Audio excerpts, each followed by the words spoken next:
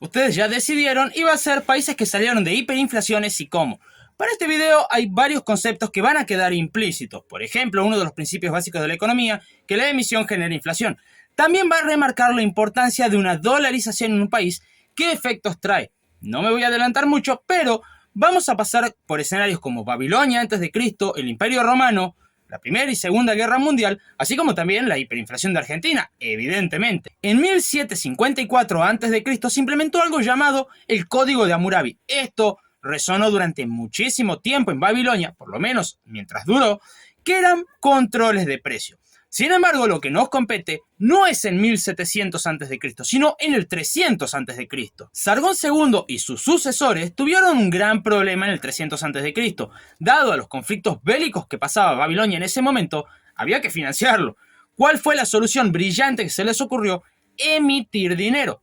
En otras palabras, como no se podía imprimir, porque no existía, lo que se hacía era sacar una pequeña porción de la moneda para crear nuevas monedas. O sea que la moneda en realidad pesaba menos de lo que debería de ser para poder crear con esa misma cantidad de oro y plata nuevas monedas. El efecto de esto fue evidente: inflación. Como había más moneda en circulación, la gente consideraba de que valía menos y por lo tanto los precios empezaron a aumentar.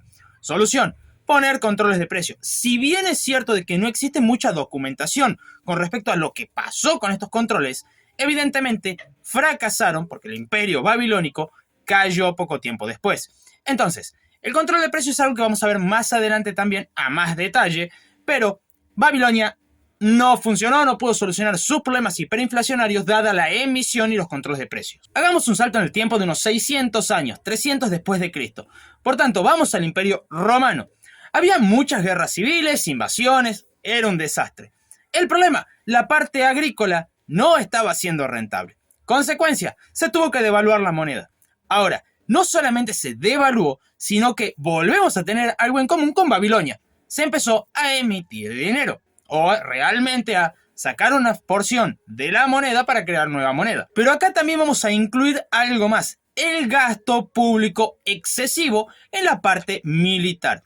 Teniendo en cuenta de que estaba lleno de guerra civil y de invasiones, el gasto público en la parte milicia era excesivamente alto y había que financiarlo de alguna forma, llevando así a que se financie a base de emisión, llevando a una hiperinflación. Se buscó combatir esta inflación con precios máximos. Podemos ver que es algo muy común en el mundo antiguo, los controles de precio. Consecuencia: fracasó. ¿Qué pasó?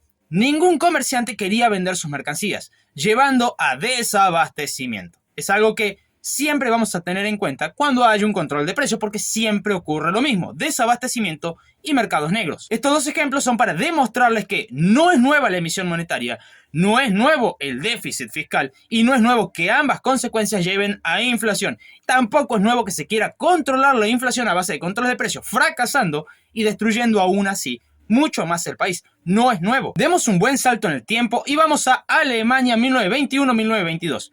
Resulta que el Ruhr, el corazón productivo de Alemania, estaba en manos de los franceses y de Bélgica. El gobierno alemán lo que incitó fue que los sindicatos hagan paros, hagan protestas y no trabajen. Consecuencia: el sector productivo decayó fuertemente en Alemania. Esto está muy agravado considerando de que como Alemania perdió la Primera Guerra Mundial, y la Segunda también, pero perdió la Primera Guerra Mundial, tenía que pagar los daños causados, llevando a un gasto enorme. Y además una reducción en la productividad hacía que fuera impagable lo que tenían que pagar. ¿Solución? Exactamente, emisión monetaria. Esto llevó inevitablemente a una hiperinflación. Los precios multiplicaban por 2 cada 2 o 3 días, llevando así a una destrucción evidente del ahorro. También llevó a partidos como el nacionalsocialismo a ganar poder por el descontento social. O sea, que una inflación no solamente te puede traer problemas a nivel económico, sino que te puede generar problemas mucho mayores, evidentemente. El Papiermark era la moneda de curso legal, sin embargo decidieron cambiarla para combatir la inflación. El Rentenmark, cuando sale, valía un Rentenmark equivalente a 1 billón de Papiermark. Otra de las cosas que se hizo fue mermar un poco o ser más austero con el gasto público. Entonces, el gasto público reducido, la nueva moneda que ya tenía un poco más de confianza, seguido de sacarle el pie al sector productivo, llevaron de que Alemania se estabilizara bastante. Cabe aclarar que no es lo único, porque aparece ahí en juego el Plan Dawes, el cual fue básicamente una alianza en la que, por el sector internacional, tenían un poco más de confianza dado la hipercontrolada, y bueno, se le dio un apoyo no solamente económico a base de préstamos a Alemania, sino también de mitigar un poco lo que tenían que pagar después de la Primera Guerra Mundial. O sea que permitieron de que Alemania pueda crecer. Eso no se hubiera logrado sin confianza internacional. Vamos a pasar a Zimbabue. El problema de Zimbabue es que la hiper del 2007-2008 no empieza ahí, sino que empieza en el año 2000. Resulta de que empezaron con las medidas de expropiación al sector agrícola. Por tanto, ahí ya empezaba a haber un problema con el sector productivo, lo que llevó a algo inevitable, una baja en la cantidad de reservas del país, porque el sector productivo ya no producía y por lo tanto había escasez en alimentos y ya no había exportaciones. Las reservas empezaron a caer bruscamente, llegando ahora sí al año 2007-2008. Para intentar apaciguar un poco a la población, se recurrieron a ciertas cosas. Emisión de dinero, oh sorpresa, devaluar la moneda, pero aún así no llegaba inversión al país por la falta de confianza, por esa cuestión de nos pueden expropiar, y por tanto no había ninguna inversión, no había sector productivo. El Estado perdía constantemente sus pocas reservas y al mismo tiempo la cantidad de emisión monetaria hacía que la gente perdiera confianza en su moneda, llevando a que la moneda no valiera nada. Y como podés ver en la imagen, se imprimían billetes de 100 millones, 250 millones, y uno puede pensar, ¿de cuánto era la inflación? Bueno, 79,6 mil millones. Entonces es evidente lo que voy a decir. Desabastecimiento, hambre, pobreza. Era evidente. Pero bueno, ahora se entiende. ¿Qué hicieron para solucionar esa hiperinflación? Primero, una reducción del gasto público para no tener que emitir para costear esos gastos. Segundo, buscar alguna forma misteriosa para poder generar confianza en el extranjero. ¿Cuál fue la mejor oportunidad? Cambiar la moneda. En vez de utilizar el dólar zimbabuense, utilizaron el dólar estadounidense. Consecuencia de la dolarización, ¡pum! Inmediatamente los precios se estabilizaron. Obviamente hay que ver el tema de los controles de precios, que se permitió que se liberen y todo, pero automáticamente la inflación se estabilizó. Dado este contexto, la ONU, el FMI, brindó apoyo económico a Zimbabue. Problema, porque sé que algunos dirán, no, para. Zimbabue hoy es un país sumamente pobre y sumamente inflacionario. No me vengas con que la dólar... Bueno, hay un detalle. En el 2019 volvieron a implementar el dólar zimbabuense, eliminando el dólar de su día a día, o por lo menos haciendo una pequeña competencia de monedas, beneficiando a su moneda local, llevando nuevamente a emisión monetaria y a déficit descontrolado. Zimbabue nos deja una enseñanza crucial. Muchas veces la gente piensa, pero Milei hablaba de dolarización y ahora ya no. ¿Por qué? Simple, porque la dolarización es el elemento de último recurso para salir de una hiper inevitable o de una hiper que ya está en curso. Ahora, nuestra moneda ganó valor y por lo tanto una hiper ya no es el problema. Por eso salió de la discusión principal. Sé que más de uno habrá abierto así los ojos y se habrá sorprendido por la inflación de Zimbabue, pero no es la más grande registrada en la historia. Eso se lo dejamos a Hungría. La moneda de Hungría era el pencos. El problema, la emisión monetaria, nuevamente. El problema, se emitían billetes de hasta 1.000 trillones de pencos.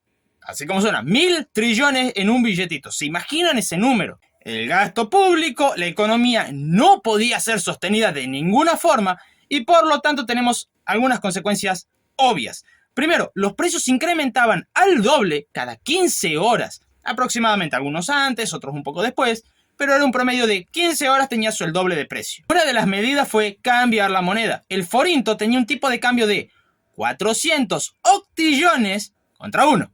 Ese era el tipo de cambio. Se redujo fuertemente el gasto público buscando que haya una buena señal hacia el extranjero diciendo, che, acá tenemos algo que queremos solucionar y lo vamos a solucionar.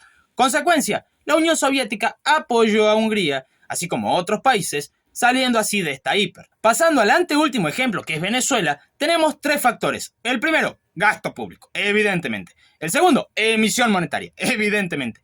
Y el tercero es una combinación de corrupción y la caída del precio internacional del petróleo. Considerando que era su principal exportación, da mucha importancia a esto. Entonces, podemos ver que no queda de otra que si no tenés sector productivo, no tenés reservas. Si no tenés reservas, eso va a repercutir en la economía. Si la economía se ve repercutida por las bajas reservas y el poco ingreso en el Estado, se financia de emisión y el gasto público, si no se baja, lleva inevitablemente a que esa emisión recurra a controles de precios, cosa que se vivió haciendo y pudimos ver varios ejemplos. Pero Venezuela tiene un caso muy puntual, porque sí cambiaron varias veces la moneda, cambiaron la moneda y dijeron, ahora sí, no funcionó, volvieron a emitir, volvieron a destruir la moneda, volvieron a cambiar la moneda y dijeron, ahora sí que sí, no funcionaría, porque volvieron a emitir, volvieron a aumentar el gasto público y así constantemente. Consecuencia, la gente se volcó al dólar, creando así en Venezuela una economía dolarizada de forma informal. O sea, tienen más confianza al dólar que a su moneda. Eso también ayuda a que se estabilice la inflación. Mucho mejor sería si el mismo gobierno permitiera el uso legal del dólar. Pero bueno, por eso es el día de hoy que siguen combatiendo a la inflación. En el año 89 y 90 tenemos nuestra hiperinflación. Por tanto, ¿qué podemos sacar de esto? Primero, déficit fiscal. Segundo, deuda. Porque acá hay algo interesante, porque Argentina no solamente tenía mucha deuda, mucha emisión y mucho gasto público, sino que además no iba a pagar la deuda, llevando a que nadie quiera ayudar a la Argentina a salir de sus problemas económicos. Vimos que en varios ejemplos, el sector internacional fue el que ayudó al país a poder salir de su crisis inflacionaria. Sin embargo, cuando Argentina dijo, no vamos a pagar, no van a ayudar tampoco. O sea, no me quieres pagar, listo, no hay problema, tampoco te ayudo. Ese fue uno de los grandes problemas de la Argentina. Algunos van a estar a favor, otros van a estar en contra de la convertibilidad. Sin embargo, no estamos analizando si está bien o está mal, sino cómo se salió de la hiper. La convertibilidad fue fundamental para salir de la hiper. Primero, vinculaba 1 a 1 el peso con el dólar. Segundo, la privatización de empresas, así como también la reducción del gasto público, también juega un papel fundamental. Si a esto le sumamos que se abrió Argentina hacia el mundo permitiendo un mayor comercio, tenemos que por ese motivo bajó fuertemente la inflación. Porque además había una cuestión hacia afuera del país, dar una señal muy optimista en la que Argentina quería crecer, quería prosperar, motivo por el cual se ayudó a la Argentina. Ahora, el problema, cuando bajaron las exportaciones y los commodities, en el 97-98, Argentina se endeudó muchísimo más, llevando inevitablemente a que en el 2001 fracasara la convertibilidad. Pero es tema para otro video. Entonces, de todos estos ejemplos, ¿qué podemos sacar de conclusión? Primero, la emisión genera inflación, no hay con qué darle. Segundo, el déficit fiscal genera emisión porque hay que cubrir ese gasto, llevando a inflación. Tercero, la poca o nula credibilidad de un país evita que un país salga de una inflación alta o de una hiperinflación. Cuarto, se entiende ahora por qué el año pasado se hablaba tanto de dolarización y ahora ya no, porque considerando el escenario de una inflación alcista, una hiper era inevitable y se buscaba pensar cómo evitar o rápidamente solucionar una hiper, lo que no habría pasado y por tanto se sacó el foco de la dolarización ante el debate porque ya no es tan relevante, porque ya la inflación no es de una hiper, sino más tendiendo a la de un país normal. Si te gustó, no olvides suscribirte y si se te ocurre otro ejemplo hiperinflacionario en la historia, déjalo en los comentarios para que todos podamos verlo.